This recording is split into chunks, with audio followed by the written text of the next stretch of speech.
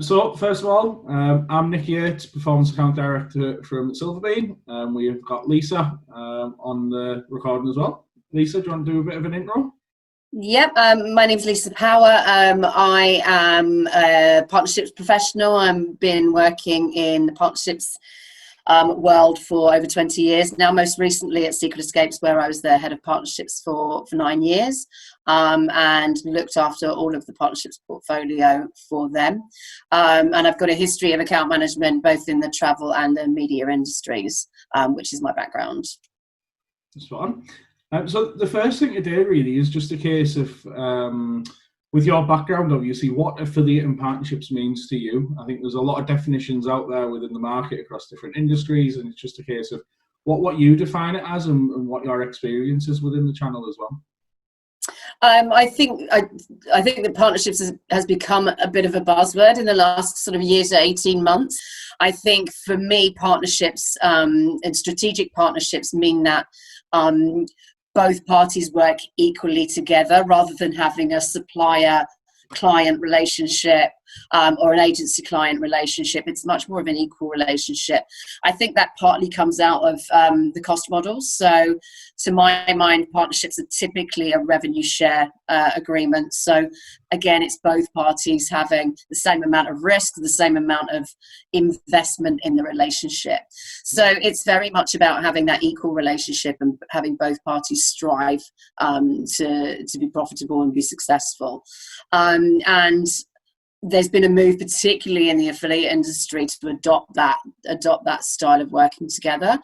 So yeah, for me, it really is just about a truly equal relationship where both parties have an equal amount of investment and an equal amount of risk. Yeah. So, what types of partnerships have you worked with in the past then? So I started in the white label business, I suppose you could say, and that really started for me, you know, in a big way when I moved into travel, and I worked with airlines, rewards partners, and people and hotels, people like that. So typically, how your average white label works is, let's call ourselves a supplier. We would build a site that was really just a reskin of our own site, and we'd give that to the partner. And the reason we give that to the partner is so that the partner could merchandise our product on our behalf to their own customer base, and generate sales from that site. And then everything that came through that particular site, we would be able to identify and pay the partner commission accordingly for anything that came from there.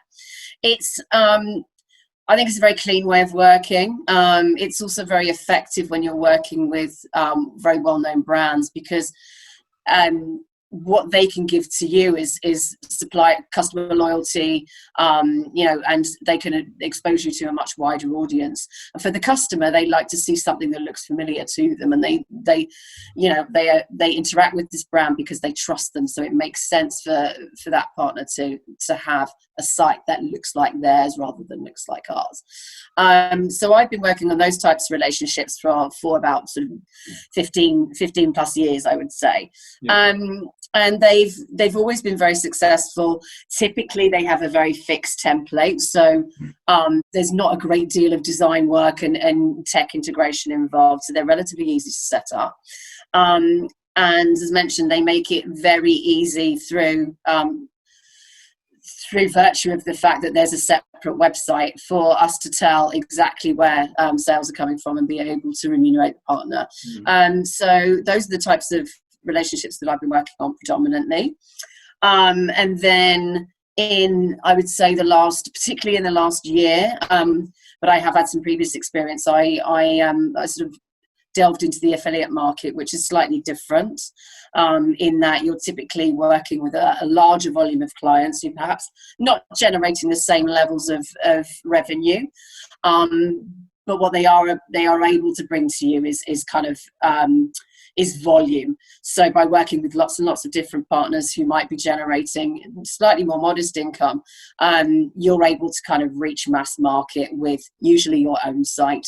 An affiliate program will typically give you the technology to be able to track, and it also allows partners to be very self-serving, so partners can log in and get their own marketing assets. They can look at their own analysis. They can print out their own reports with a very light touch needed from the account manager or the partnerships manager.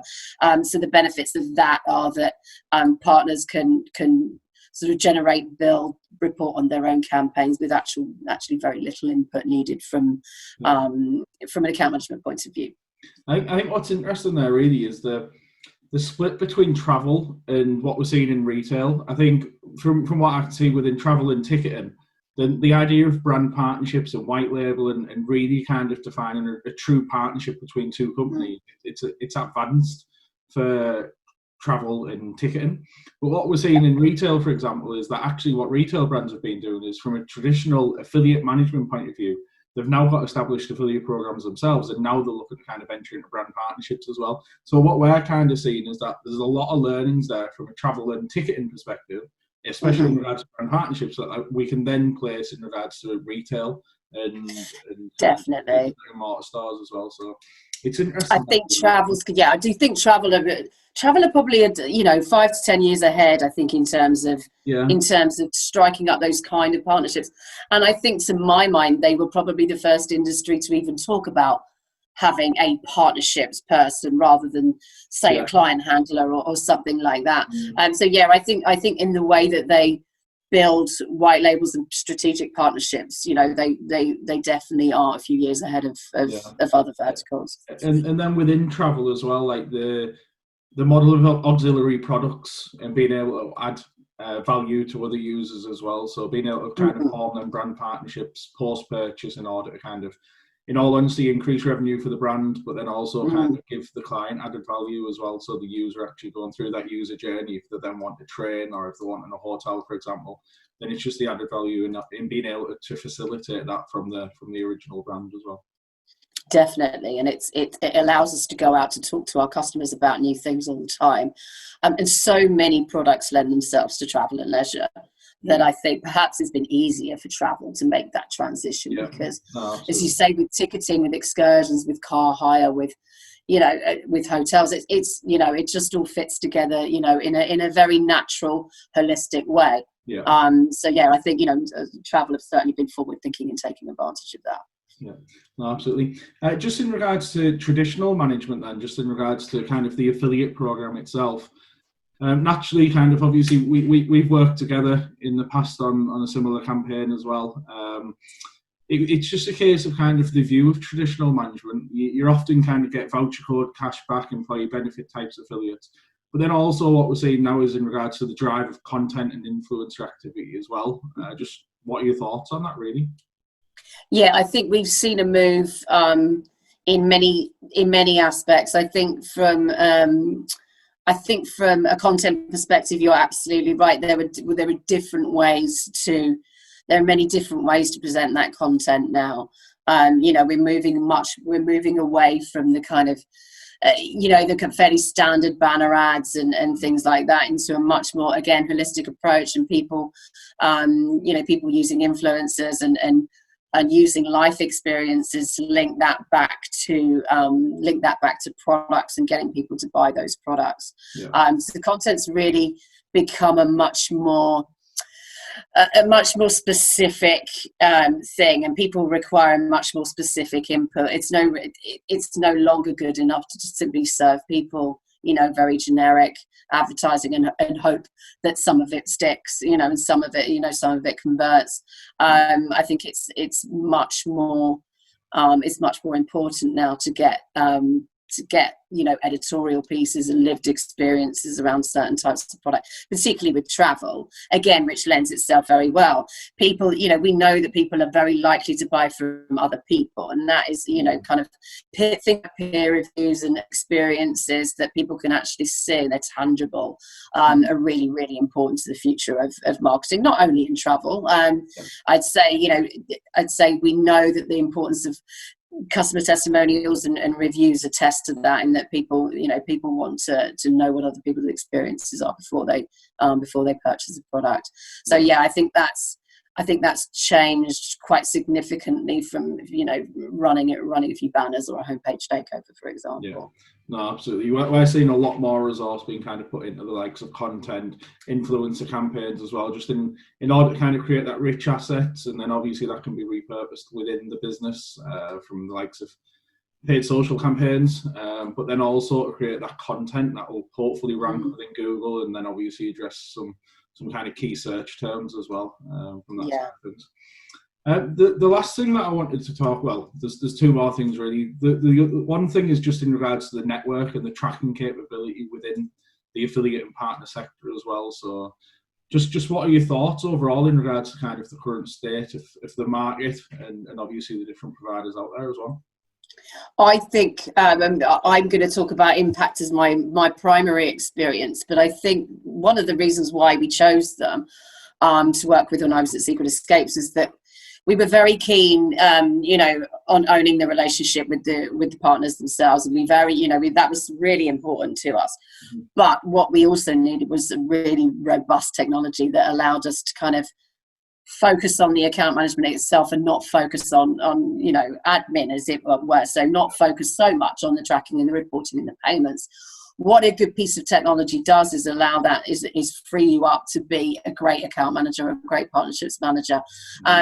One of the frustrations I've had in many companies is that the reporting suite was extremely manual and usually called on many different sources. So it was all quite a laborious process and could take up 70% of your role, whereas I think now the technology has moved on so much that you're able to prospect, you're able to perform analysis, you're able to set up contracts in minutes, and all that does is free up your time to make you great at what you're actually supposed to be doing, which is optimizing the relationship with the client. So, and I can see I see that developing all the time. I know Impact in particular and their partnerships offering, as they call it, is now a whole suite of products dedicated to making partnerships managers' lives that bit easier, and I think that's a really welcome it's a really welcome development for me. I think anything that allows us to do our jobs more efficiently is a great thing.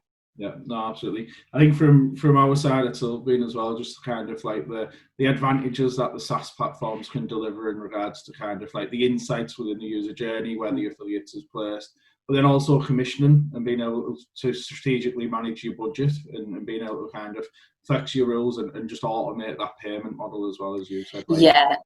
Being able to flex your rules, as you mentioned, is super useful because we need to be really agile in the way that we look at campaigns. We're analysing every day, so we need to be really able to kind of move very quickly, and if things aren't working, then just switch them around, and look at ways that we can market effectively with a partner, and the technology from SaaS platforms enables you to do that super easily, which for us is great. One thing that you touched on there really was working with the partner as well, so kind of the reporting tools to be able to kind of see what's working for them, what's not, and then on the back of that, well, what does the business need as well? So is it a case if it's an individual SKU, is it a category that needs to be promoted, and then just being able to flex that within the platform and being able to create that win-win relationship for the both of them as well. Yeah, and just having those tools again gives you different ways to work a campaign, different things to talk to the client about, and then and again, once you find something or a combination of things that work, it's really easy to just get all that set up and then analyze it in real time. So yeah, it's super useful. Sounds good. The last one was just in regards to kind of the long-term strategy and what you kind of view the future of affiliate marketing and partnerships to be in regards to just the strategic opportunities that are at play really for brands. I think in the future we're going to see an emphasis on quality over quantity. I think affiliate programs traditionally have been seen as very kind of mass market opportunities to get as many partners on board as possible. But I think the ethos of strategic partnerships has always been quality over quantity. So partners that really align with your ethos and with your brand values and with the type of company that you strive to be and the customers that you want to speak to.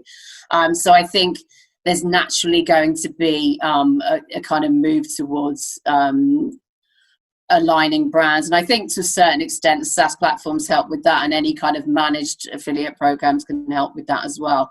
I also think the influencer market is being gatekept to a certain extent, or has been, by specialist agencies, and it's something that's still very misunderstood and not known very much about by big corporate brands and you know, mid-sized brands as well. So I think that in the future is going to be much more integrated into affiliate offerings, and I think there's scope for a lot more education around that particular piece, so that companies can easily integrate it into their campaigns. Yeah, I was reading an article on that influencer activity as well in the last couple of weeks. It was just about how kind of brands are having to flex the budgets now, especially due to COVID. That idea of kind of fixed payment model, it's not an attractive proposition anymore for influencer campaigns where it's more brand led. And then obviously on the back of that, then the attraction of the affiliate channel paid on results, paid on the required actions, and looking at kind of the growth opportunity really for influencer activity within affiliate marketing itself as well. Yeah, I think the challenge is how to then make that as attractive to the influencers and the agencies as to the partner, obviously. But I think that would be the reality. And I think that's the same, you know, upfront payment models are you know, to my mind, thankfully, sort of dwindling quite a lot. I know when I first started at Secret Escapes, revenue share was not a very common model, and I think it was a struggle to get brands to buy into that and realize that it was about the long game. And it, you know, although you know, you may not see money immediately, both having to work towards that goal created a naturally more equal partnership, and also you know, created a much more long-term opportunity with no risk, unlike an upfront payment would. So yeah, I think you know, to me, it's becoming quite an outdated concept, and certainly, as you've mentioned, in this particular climate, people don't have thousands and thousands of pounds to flex. They just don't. So I think, you know, we're going to move to I would say almost wholly results-based programming, which I think is a good thing. I think it makes everyone, you know, it makes everyone work harder, and it makes everyone have that common goal in mind. So yeah, and that's going to be great for affiliate. Spot on. Sounds good. That was it for today then. Lovely. Thank you very much, Lisa. That's all right. Thank you, Nick.